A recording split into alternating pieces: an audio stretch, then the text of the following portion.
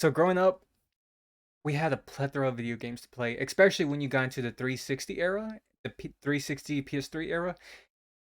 Developers were experimenting. The budgets were just about right where they could put out weird experimental stuff and get away with it. That's how you ended up with stuff like Resistance, Mass Effect, Alpha Protocol, that sort of thing. As the console generations went on, video games became more and more expensive, according to them, and video games started looking more and more the same. And one of the things that came out of that was every game has to be open world nowadays. And the problem, when every game is an open world game, it gets tiresome, it gets boring, it is just copy and paste. And personally, I don't know about you guys, but if I find out a game is open world, then I'm least likely to buy it. It was good for when you were younger, when you had plenty of time to kill, and you only had, like, say, you were probably only able to buy 1 or 2 games a year. Then an open world game is probably your best choice. However, we no longer have a choice of games to play. It's all open world, or maybe 1 or 2 stragglers like Call of Duty that is now open world, and even they've dabbled in that a little bit. I think that Space Call of Duty game had some open world stuff to it. I don't remember. I bring this up because of this article. Star Wars Outlaws planets will be as big as entire Assassin's Creed games. So Ubisoft has this massive open world problem where they just keep making open world games, nothing but open world games, and it's actually hurting them. In my personal opinion, you took Ghost Recon and you made it an open world game, and I just lost interest in Ghost Recon. My favorite series from Ubisoft outside of a Tom Clancy title would have been Assassin's Creed. And yes, they were always open world. The very first Assassin's Creed being smaller open worlds, but still. And I loved them all the way up to Syndicate. And then something changed with the Origins and they just went off the rails.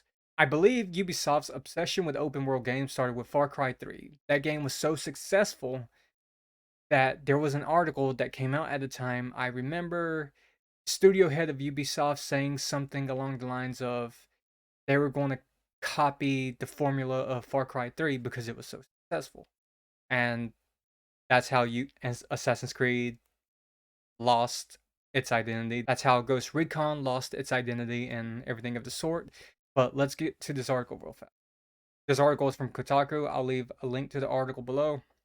I think everybody expected Ubisoft's upcoming open world Star Wars game, Star Wars Outlaws, to be huge. That's been the case with most of the publisher's recent open world games. It's all they put out, really. But the developers behind Outlaws recently confirmed just how big it might be, explaining the planets in the games will be as big as multiple regions in Assassin's Creed Odyssey. Right off the bat, I was not a fan of Odyssey. So much so that I didn't even play Valhalla. It just. In June, after rumors and teases, Ubisoft and in house developers Massive Entertainment finally revealed its Star Wars Outlaws, an open world game set in the famous galaxy far, far away. In Outlaws, which takes place between the events of The Empire Strikes Back and Return of the Jedi, you'll play as a scoundrel and a thief. And because this is Star Wars, a franchise built on found family and ragtag groups coming together, you won't be alone. You'll have a cute alien sidekick and, according to the internet, oddly sexy droid part. What does that mean? I'm not clicking on that. In an interview with Edge magazine, Outlaws creative director Julian, I am bad with names. Outlaws creative director compared the size of the game's handcrafted planets with areas in Assassin's Creed Odyssey, another Ubisoft open world game. It's a crude analogy, but the size of one planet might be equivalent to two of the zones in Assassin's Creed Odyssey. Now, depending on which zones you are referring to, this could be planets in Star Wars Outlaws are pretty big or even incredibly enormous, as some regions in Odyssey were small islands while others were giant chunks of ancient Greece.